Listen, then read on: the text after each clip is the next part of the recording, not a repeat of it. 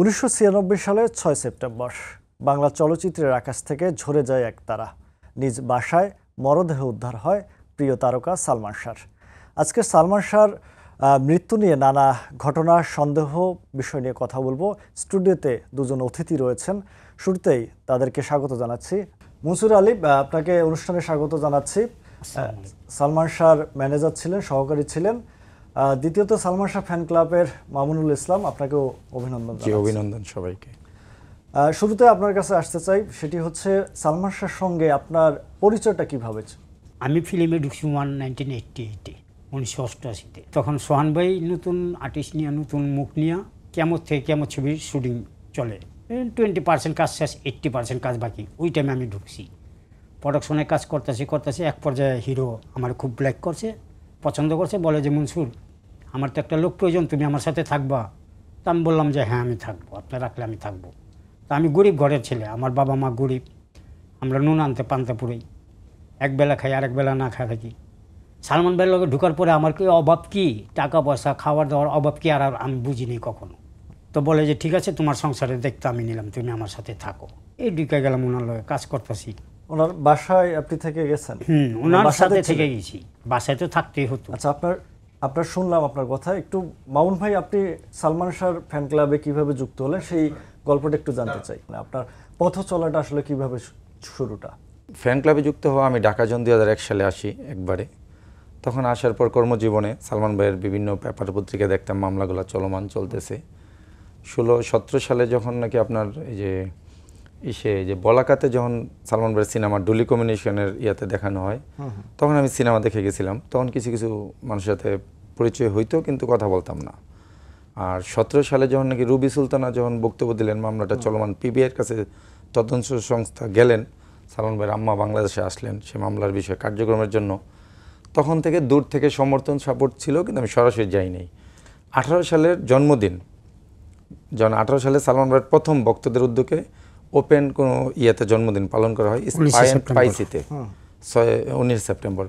ওইখান থেকে আমার পথ চলা শুরু সালমান ভক্তদের সাথে। এভাবে আপনারা সক্রিয় হলেন এবং হত্যা মামলাটা যেটা হয়েছে সেটার জন্য আপনারা তোড়জোড় শুরু করলেন যে অপমৃত্যু থেকে হত্যা মামলা নিয়ে যাওয়ার। এখান থেকে আসলে মূল শুরুটা আপনাদের? না, আমার শুরুটা এখান থেকে। আমার আগেও আরো অনেকে কাজ করছেন, লিখছেন, ফেসবুকে লিখে করতেছেন। আচ্ছা, একটু আমরা মনসুর ভাইয়ের কাছে আসতে চাই। সেটা হচ্ছে আপনার সালমান শাহর সঙ্গে আপনার কত বছর কাটিয়েছেন এবং তার সঙ্গে আপনি বলছিলেন যে তার সঙ্গেই ছিলেন, তার বাসাতেই। একটু সেই সম্পর্কে জানবো। তার আগে আপনি বাসাতেই, মানে সালমান সামিরার যে সম্পর্কটা ছিল স্বামী স্ত্রী, তাদের কলহের বিষয়টা জানতে চাই।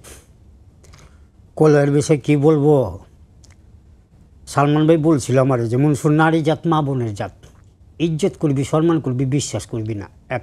দ্বিতীয়তে বলছে মনসুর, নিজের ঘরের ইঁদুর যদি বেড়া কাটে, বাইরের ইঁদুরের কোনো দোষ নেই। তৃতীয়তে আমি বলছিলাম যে ভাই, আমি আপনার কিছুদিন আগে একটা প্রশ্ন করছিলাম, বাসায় বন্ধু বান্ধব নিয়ে বৈশা ড্রয়িং রুমে আপনি আড্ডা করতেছেন। আমি বললাম যে ভাই, আপনি খাল কাইটা কুমির ঢুকাইতেছেন। তখন এই প্রশ্ন করার পরে আপনি আমার উত্তরটা কি দিলেন, যে রাত্রে আমার বললো কি তুই ঘুমাস না, আমি ঘুমাই। বেশ ভালো কথা বললেন, আমি লজ্জা পেয়েছি। আবার বললাম যে ভাই, বন্ধু বান্ধব আছে বেশ ভালো, এফডিসিতে আড্ডা করবেন, বাসায় না। বাসায় নিয়ে কি এর আড্ডা? এই যে বাবির নেট কাপড়ের ড্রেস পরা থাকে, পাতলা কাপড়ের ড্রেস পরা থাকে, শরীরের অঙ্গ প্রত্যঙ্গ কিছু কিছু দেখা যায়, কার চোখের নজর কেমন কে জানে। তুই আমার পিয়ে না আমি তোর পিয়ে। আরেকদিনকার বাবির লোকে ঝগড়া লাগছে, ফোন দিছে ওনার মার কাছে, স্বামীরা বাবির মার কাছে ফোন দিছে, আম্মু, মনসুর আমার অ্যাসিস্ট্যান্ট, আমার পিয়ে, আমি আপনার মেয়ের স্বামী, আপনার মেয়ে আমার স্ত্রী, অথচ আপনার মেয়ে আমারই বিশ্বাস করে না, আমি যে তার স্বামী আমারই বিশ্বাস করে না। আমার পিয়ে মনসুর ওর কথা সব বিশ্বাস করে।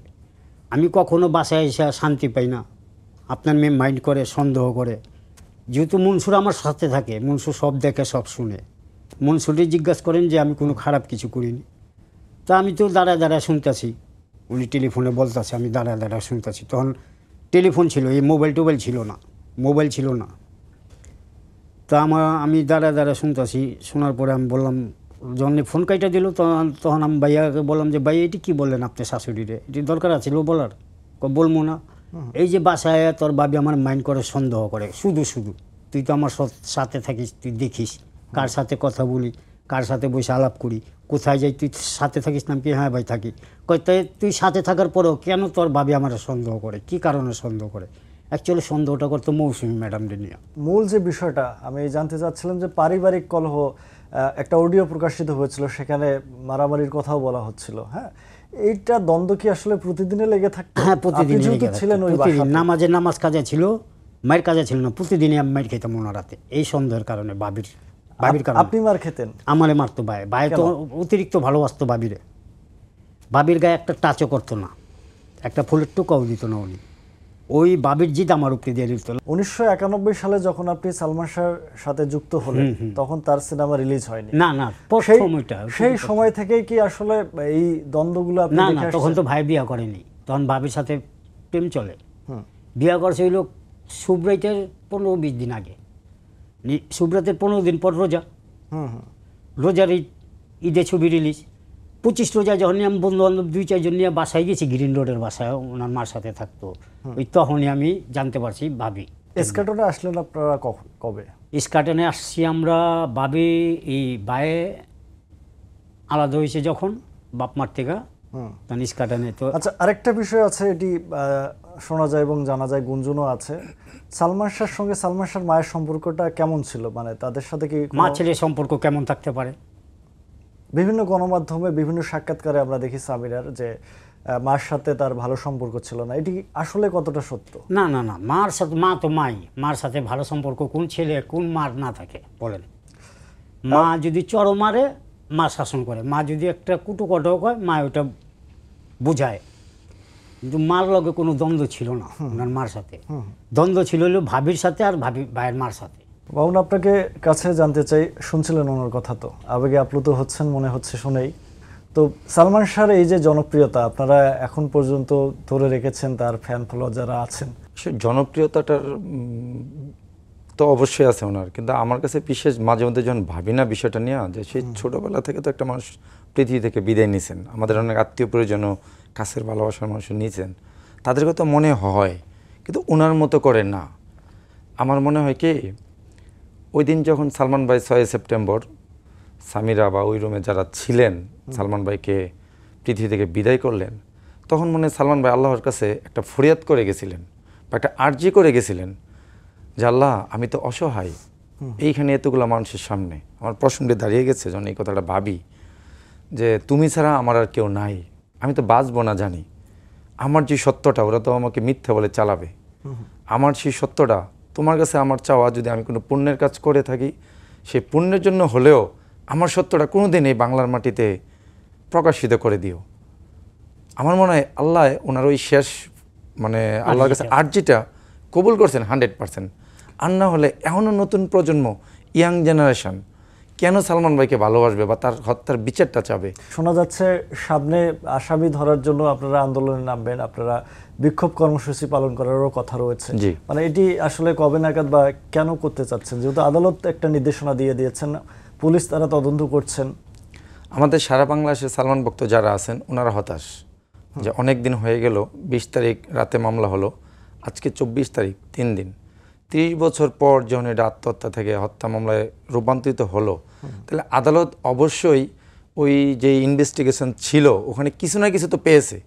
3টা সংস্থা যখন এটাকে আত্মহত্যা বলে চালিয়ে দিল, তাহলে বিচারক সাহেব তো, বিচারক মহোদয় তো অবশ্যই ছোট শিশু না যে উনি অবুঝ, উনি কিছু না কিছু বুঝেই তো, আমরা তো প্রভাবিত করি না ওনাকে, আপনি তো আদালতে ছিলেন আমাদের সাথে, প্রভাবিত করে নেয় উনি, বিচারটি পড়লেন, বিশ্লেষণ করলেন, ওখানেই তো স্পষ্ট অনেকগুলো আলামত আছে যে সালমান ভাইকে হত্যা করা হয়েছে। তা আমাদের বক্তদের দাবি হলো তাহলে আসামিদেরকে ধরবে তো ওনারা, আসামিদের ধরতে তো পারে যেহেতু রায় দিয়ে হয়ে গেল। আর বক্তরা ওই জায়গাতে হতাশ হয়ে আমাকে সবাই মেসেঞ্জার, ফেসবুকে, কমেন্টসে সবাই বলতেছে ভাই আমরা আন্দোলনে যাই, আমরা আন্দোলনে যাব। আমাদের মাও বললেন, তো ভক্তদেরকে আমি বললাম আমরা প্রশাসনকে একটু সময় দিই, একটু নিঃশ্বাস ওনাদেরকে ফেলতে দেই, যদি ওনারা এই যে আজকে শুক্রবার বা আগামী শনি রোববার পর্যন্ত যদি ওনারা আসামি কাউকে গ্রেফতার না করে, অবশ্যই আগামী সপ্তাহের মধ্যে সারা বাংলাদেশে সালমান ভক্তরা আন্দোলনে যাব। আর আমরাও চাই না সালমান ভক্তরা যে ঢাকা শহর যে গ্যাদারিং টাইম মানুষ চলাফেরা করেন, অফিস টাইম, আমরা 1-2 হাজার মানুষ এখানে এসে একটা রাস্তা ব্লক করে বসলে আন্দোলন করব, ওই ধরনের তো নাই।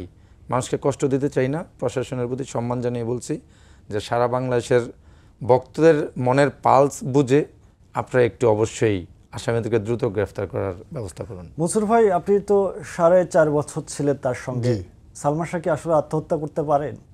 10 বছরের বাচ্চাও জানে যে আত্মহত্যা মহাপাপ, বেহেশত নেই দোজখও নেই, কথাটা ব্রেনডে নিয়ে। অবশ্য শিশু যে সেও জানে যে আত্মহত্যা মহাপাপ, বেহেশত নেই দোজখও নেই। উনি তো বিকম পাস, উনি কলেজ স্টুডেন্ট, ছাত্র। উনি শিক্ষিত মেধাবী হইয়া সে কোন কারণে কোন দুঃখে সে সুসাইড করবে আমার এটা বোঝা না গে। এই খামচি দিলাম, আমার ঘা আমার ব্যথা, আমি ব্যথা পাইছি, আপনি বললাম পান নাই। তো ওনার মনে যে দুঃখ কষ্টটা ছিল জাস্ট স্বামীরার জন্য, ভাবির জন্য, কি যে আমি তার স্বামী, আমার স্ত্রী আমারে সন্দেহ করে, মাইন্ড করে, তো আমি তো এই সংসার করে সুখ পাইতাম। তাহলে আত্মহত্যার কথা অনেক গণমাধ্যমে উঠে এসেছিল যে সালমান শাহ আত্মহত্যা করতে চেয়েছিল, প্রচারণা করা হয়েছে। অ্যাকচুয়ালি আত্মহত্যা করেনি, বাইরে হত্যা করাই হয়েছে। আমি আপনার লগে 6 মাস থাকলে আপনি কোন চরিত্রের মানুষ, কোন ব্যবহারের মানুষ, কোন নীতির মানুষ, কোন রীতির মানুষ আমি চিনে আলাম। আরেকটা 4.5 বছর ছিলাম, তো উনি কোন ধরনের মানুষ, উনি আত্মহত্যা করতে পারে না তার পরিকল্পিতভাবে হত্যা করা হয়েছে এটা আমি বুঝি। আরেকটা বিষয় জানতে চাই, সেটা হচ্ছে সালমান শাহ শাবনূর, তাদের গভীর প্রেম, এবং সালমান শাহ শাবনূরকে নিয়েই এই দ্বন্দ্বটা তৈরি হয় সামিরার সঙ্গে। এটি কতটা সত্য? এটা সত্যটা আমি জানি না, তবে এটা জানি আমি যে বাবি মাইন্ড করতো মৌসুমী ম্যাডামদের নিয়ে, যে কারণে দেনমোহর ছবি করার পরে আর কোনো ছবি করেনি। ছবির প্রস্তাব আইছিল, বাই না করে দিয়েছে যে না, আমি আর মৌসুমীর সাথে কোনো কাজ করব না।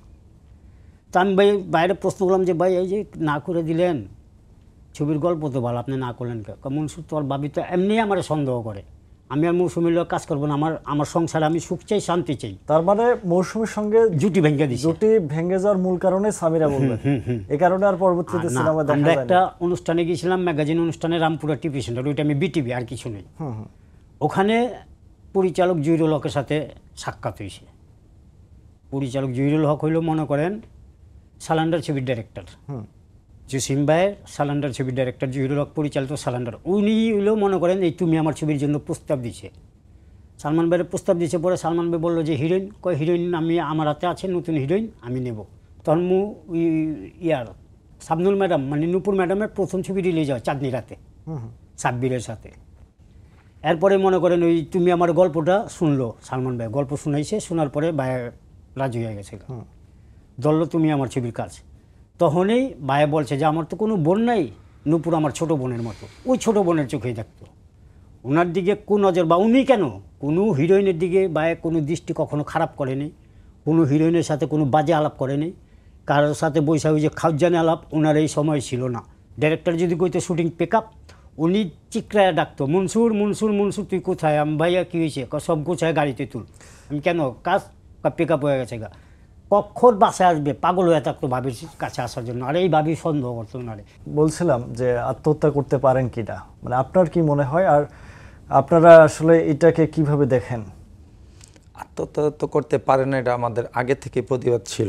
আর আমাদের চাওয়াটাই তো আদালত কবুল করে ওনারা হত্যা মামলায় রূপান্তরিত দিলেন। এটা তো আমাদের এই আবেদনটা বা আমাদের এই এটা। আমি আজকের এই আপনার অনুষ্ঠানের মাধ্যমে শাহরান ভাইকে আমি একটা সেলুট দিতে চাই। কেন সেলুট দেয় এটার ব্যাখ্যাটা আমি দিচ্ছি। মাঝে মধ্যে স্বামীরা বলে না যে শাহরান আমাকে খালি পেয়ে ধাক্কাতে বের করে দিছে, বলে না, শুনেন না সাক্ষাৎকারটা? এই বের করে দেওয়ার জন্য ওনাকে সেলুট দিলাম। এই কারণে ওই দিন যখন আদালতে পর্যবেক্ষণ করেন যে চেতনানাশক ঔষধটা পুশ করা হয়েছিল সালমান ভাই শরীরে, সে ঔষধের কৌটাটা, কাছের যে কৌটাটা কোথায় পাওয়া গেছিলো আপনার মনে আছে কি? পর্যবেক্ষণটা কোথায় পাওয়া গেছে? সেটা পাওয়া গেছিলো আপনার সামিরা হকের ভ্যানিটি ব্যাগে। এইভাবে উল্লেখ করছিলেন আদালত যে সামিরা হকের ভ্যানিটি ব্যাগে পাওয়া গেছে সেই কাছের কৌটাটা যেটাতে ঔষধটা ছিল। তা সামিরা হক যদি স্বাভাবিকভাবে এই বাসাতে বের হয়ে যেতে পারতেন, তাহলে অবশ্যই ওই আলামতটা ওনার ব্যাগ ওনার কাছে সাথে চলে যেত, আর গেলে আজকে 30 বছর পরে আদালতে পর্যবেক্ষণটা করতে পারতেন না। আর এটা কিন্তু আমাদের বক্তব্য না, ভক্তদেরও না, সালমান পরিবারেরও না।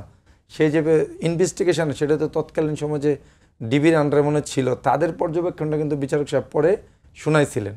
মনসুর ভাই, আপনার কাছে আসতে চাই, আপনি তো ওই বাসায় ছিলেন।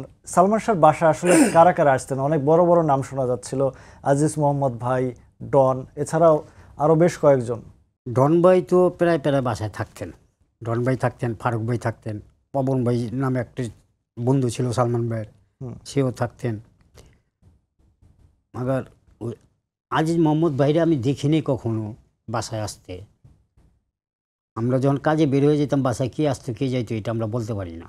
একটা ছবির শুটিং এই ঘরেই সংসার, মালিক আফসারি ডাইরেক্টর, মালিক আফসারি ডাইরেক্টর। তো বাইরে তো মনে করেন দেনমোহর ছবির শুটিংয়ের সময় ঘোড়া চালাইছিল, ঘোড়া ওনার মাজায় ব্যথা। তো উনি বললো যে মনসুর আমার মাজাটা ব্যথা করে, বাসায় যা। কেন? বাসায় যা আমার পেট টেবিলটা নিয়ে আসো, মাজা ব্যথা করে পেট টেবিলটা লাগাবো। তো তখন সিএনজি নেই, বেবি ট্যাক্সি স্কুটার কাজ করছি 7 রাস্তা মোচে আগে বাইরা এই ডাইন দিকে সোনালী ব্যাংকের গলির ভিতরে একটা ইয়া ছিল, মানে এই যে কামারের ঘর, লোহা পিটা কামারের ঘর। ওই সিকোয়েন্সে, গানের সিকোয়েন্সে দেখা যায় যে বায়ে লোহা পিটাইতেছে, গরম লোহা। গান দেন পুরুষ নষ্ট হয় রে ভাই নারীর কারণে। ওই সিকোয়েন্সের টাইমে আমার ভাই বাসায় যখন পাঠাইছে, আমি বাসায় আসলাম। বাসায় আইসা লিফট দিয়া 11 তলায় উঠছি, পরে দেখি মেন গেট খোলা, ফ্ল্যাটের মেন গেট খোলা। তো আমি ভিতরে ঢুইকাই ড্রয়িং রুমের সামনের থেকে আমি ডাকা শুরু করছি, বাবি বাবি বলতে বলতে বেডরুমের দিকে গেতেছি। তো বাবি বেডরুমের থেকে দৌড় দিয়া ওয়াশরুমের দিকে ঢুকে গেছে গা। ওয়াশরুমের ঢুকে আপনি উকি মারছে, কিরে বাসায় আসছিস কেন? আমি ভাবি ভাই পেট টেবিলটার জন্য পাঠাইছে। ড্রেসিং রুমে যা, ওয়ার্ডরোব খুলে দেখো ডরবের ভিতরে আসেনি। তো ভাবি যখন বেডরুমের থেকে ওয়াশরুমের দিকে দৌড় দিছে, একটা সুতা ছিল না গায়ে, আমার দৃষ্টিতে উনি পড়ে গেছে গা। তো আমি লিফট দিয়ে নিচে নামতেছি আর চিন্তা করতেছি যে ভাই বাসায় নেই, ভাবি পুরো খালি গায়ে, কারণটা কি? আমার মনে একটা সন্দেহ। আবার মনে মনে ভাবতেছি যদি এই কথাটা বাইরে যায় বলি যে ভাই এই অবস্থায় দেখছি ভাবিরে, উনি তো শুটিং টাইমই দিবে না শুটিং করার, কুকুরের মতো ছুটে আসবে বাসায়, কী কারণে আমার বই এই সবাই এই অবস্থায় থাকবে। তো বলি নেই দেখে মনে করেন এই ঝামেলাটা আর বাড়ে নেই। আপনি চলে যাওয়ার পর কতদিন পর, মানে এই যে এই ঘটনাটা, হ্যাঁ 3 মাস পরে এই ঘটনা। মানে যে লোক আমার বলছে যে তোর সালমান ভাই দুনিয়াতে নেই, মারা গেছে, ওই লোকরে আমি ধাক্কা দিয়ে ময়লার গাড়ার ভিতরে ফালাই দিছি। ভাই আপনার কাছে একটু জানতে চাই, সালমান শাহ বা নীলা চৌধুরীর সঙ্গে আপনার যোগাযোগ আছে, সালমান শাহের এই হত্যাকাণ্ডের বিষয়ে মানে তিনি কি কি বলেছেন আপনাকে? না, মা তো বরাবরই বলে যে আমার ছেলেকে তো ওরা হত্যা করেছে। আর মায়ের কথাগুলো তো আমরা শুনেছি, আমরা মনে দেখেছি, বলেছি। উনি ন্যায় বিচার চায়, উনি আল্লাহর কাছে একটা ফরিয়াদি করে যে আমার ছেলের যেন কি হয়েছিল, মানে শুধু আমি না, ওনার মা, ওনার পরিবার, সমগ্র বাংলাদেশ, সব মানুষের সেই রহস্য কালোময় রাত, যেটা 5ই সেপ্টেম্বর রাত, 6ই সেপ্টেম্বর ভোর, এটা জানতে চাই সবাই। সবারই মনের ব্যথা যে এটা সঠিকটা আমরা জানতে চাই, আমরাও চাই সঠিকটা জানতে। ওনাদেরও ইচ্ছা যে আমার ভাইয়ের আর আমার সন্তানের বিচারটা যেন হয় বাবা, আমি যেন পৃথিবী থেকে দেখে যেতে পারি। আল্লাহর কাছে বলি, তোমাদের কাছে বলি। আবার এটাও বলেছেন যে আমরা যদি না থাকি, আমি যদি না থাকি, শাহরান আছে তোমাদের ভাই, তোমরা এই আমার ছেলের বিচারটা অবশ্যই তোমরা চাইবা এবং তার জন্য তোমরা আন্দোলন করে যাবা। তোমরা তোমার ভাইয়ের বিচারটা যেহেতু ভালোবাসো, যেন অবশ্যই সঠিক বিচারটা, ন্যায় বিচারটা পায়। আমার ছেলেকে তোমরা কলঙ্ক মুক্ত করে দিবা, যে আমার পরিবারের উপর যে একটা কলঙ্ক ওরা দিয়েছে, এটা যেন কোনো একদিন প্রতিষ্ঠিত হয়, আমি যেন মানে মরে গিয়েও শান্তি পাই। মনসুর ভাই, আজিজ মোহাম্মদের সাথে একটা দ্বন্দ্ব ছিল, সোনারগাঁয়ে একটা থাপ্পড় দিয়েছিলেন সালমান শাহ তার স্ত্রীকে কিস করার কারণে। এইটা হইলো ঘটনাটা কি, তখন আমি ছিলাম না, ওই যে মেয়ের খাইয়া চলে আইসি বলে মনে করেন ফিল্মের এক সিনিয়র লাইটম্যান, উনি আমার বললো যে মনসুর তোর ভাইয়ের লগে দ্বন্দ্ব হয়েছে। কার লগে? আজিজ মোহাম্মদ ভাইয়ের লগে। আজিজ মোহাম্মদ ভাইকে দেখা প্রডিউসার, একটা প্রডিউসার। কী কারণ হয়েছে? ওই তোর বাবির গালে কিস দিছে, দিকে তোর ভাই চর মারছে। আর ওই টাইমেই আজিজ মোহাম্মদ ভাই বলে ঠেট দিছে যে সালমান তোর মৃত্যুরে তুই দাওয়াত দিছিস, তার আয়ু আর বেশি দিন নেই, এইটুকুই জাস্ট বলছে। তখন সালমান ভাই প্রশ্নের উত্তর দিছে কি যে আমি মরতে মরে যাবো, তোর মতো একটা বদমাইশের কাছে আমি নত হব না, এই বলছে ভাই। আর কি শেষের দিকে উনি ড্রাগ এডিক্টেড হয়েছিলেন। উনি যে সবসময় খাইতেন না, আমি বলতাম যে ভাই এইটি খায়েন না, ওই ফারুক ভাই যে ছিল ওনার বন্ধু, ওনার কারণে উনি এইটাতে জড়ানো। তাই? হ্যাঁ। তার সিনেমা হাত থেকে হাতছাড়া হচ্ছিল, সিনেমা ওনার কাছ থেকে চলে যাচ্ছিল, এটার ঘটনার সাক্ষী যেহেতু আপনি, একটু জানতে চাই, ছোট করেই বলেন না। কারণ কত হইলো শুনেন, একজন যদি সুপারস্টার হয়ে যায় তখন ওনার 10 নামারবে কীভাবে, এই টেনশনে থাকে পিছনের মানুষ, বুঝছেন? জাস্ট ওইটাই। আচ্ছা মামুন ভাই, একটু সবশেষে জানতে চাই সালমান শাহকে নিয়ে। প্রিয় চিত্রনায়ক সালমান শাহ মৃত্যুর এত বছর পরও কিন্তু সমান জনপ্রিয়তায় আছেন। সমান জনপ্রিয়তা ওনাকে যদি আমরা ব্যাখ্যা করি, বিশ্লেষণ করি, যে উনি যখনকার তৎকালীন সময় যে অভিনয়গুলো করেছেন, সে অভিনয়গুলো না যারাই দেখেছে বা এখনও যারা দেখছে মনে হচ্ছে কি আমাদের দৈনন্দিন জীবনে আমাদের একটা পারিবারিক যে একটা বন্ধন, ধরেন কেউ যদি কোনো প্রেমের সিনেমা দেখতে যায় মনে হয় যে তার নিজের ভালোবাসার মানুষের সাথে কথা বলা, চলাফেরা, যেভাবে কথা বললে তার মানে খুশি থাকে, সে ধরনের মানে অঙ্গভঙ্গিমাগুলো সালমান ভাইয়ের ছিল। একজন বড় ভাইয়ের সাথে কথা বললে কীভাবে কথা বলতে হবে, মা বাবার সাথে কথা বললে কীভাবে বলতে হবে, পরিচালকদের আছে, কিন্তু মেন ছিল ওনার সংলাপ বলাটা, যেটা এক্সেপশনাল। মনসুর ভাই, আপনার কাছে ফিরতে চাই। চলচ্চিত্র পাড়া তো একটা রঙিন পাড়া, যে জি। পাড়ায় রঙিন জিনিস আপনি দেখেছেন, তো রঙিনের ভিতরেও অনেক রঙিন খবর থাকে। ভাই কারোর সাথে কোনো খারাপ, কোনো হিরোইনের সাথে, কোনো মেয়ের সাথে কখনোই খারাপ কিছু করেনি। সাইটে যে নাচে একটা মেয়ে, তাদের সাথেও ভালো ব্যবহার করছে। এই সাইটে ছেলেদের, তাদের সাথেও ভালো ব্যবহার করছে। ফাইটার, তাদের সাথেও ভালো ব্যবহার করছে। সবার সাথে মজা করতো, কিন্তু এরকম কোনো বেয়াদবি করতো না, কোনো ফাউল কাজ করতো না যে ওনার বদনাম হবে বা ওনার ফিল্মের ভিত্তিতে খারাপ বলবে, এমন কোনো কাজ করতো না। উনিও আমার বলছে যে মনসুর, ফিল্মে এমন কোনো কাজ করবা না, কেউ তোমার একটা চর দেবো, ওই চর তোমার গালে পড়বো না, পড়বো আমার গালে। ফিল্মে এমন কোনো কাজ করবা না, কলারে দিলে তোমার একটা গালি দেবো, ওই গালিটা তোমাকে না আমাকে দেবে। ইন্ডাস্ট্রিজের মানুষ চিনে তুমি আমার পিয়ে।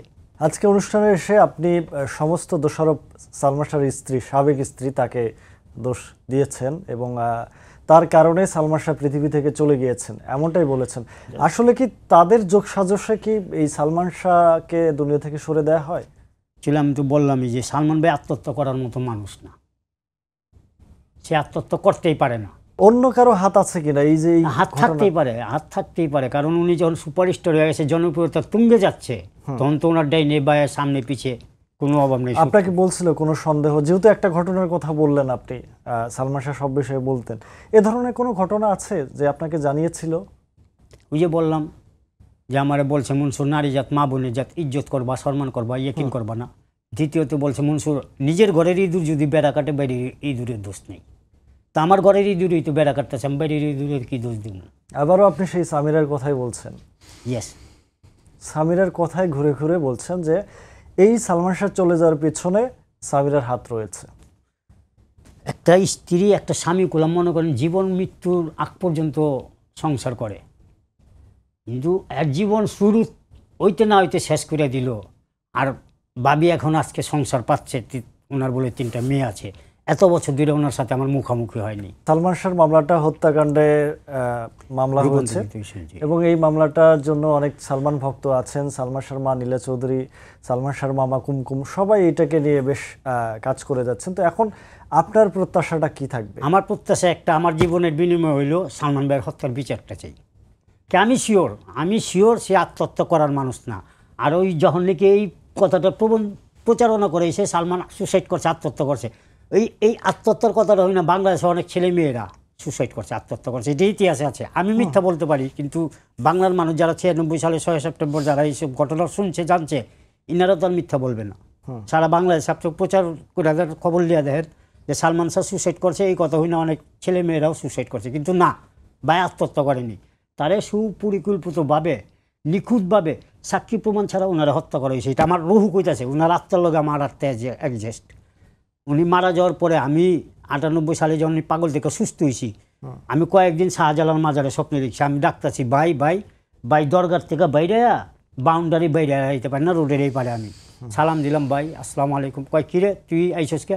যা, তোর লগে কথা ঘুম না, তোর জন্য আমি আজকে এই জায়গায়, তুই তোর কারণে আমি আজকে এই জায়গায়, তুই যা, তোর লগে কথা ঘুম না। আরেকদিন স্বপ্নে দেখলাম ভাই গাড়ি চালায় বাবুবাজার ব্রিজের উপরে দিয়ে গেছে, আমার এক পায়ে স্যান্ডেল আছে, আর এক পায়ে স্যান্ডেল নেই, আমি গাড়ি পিছিয়ে ছুটছি, দৌড়াইতেছি।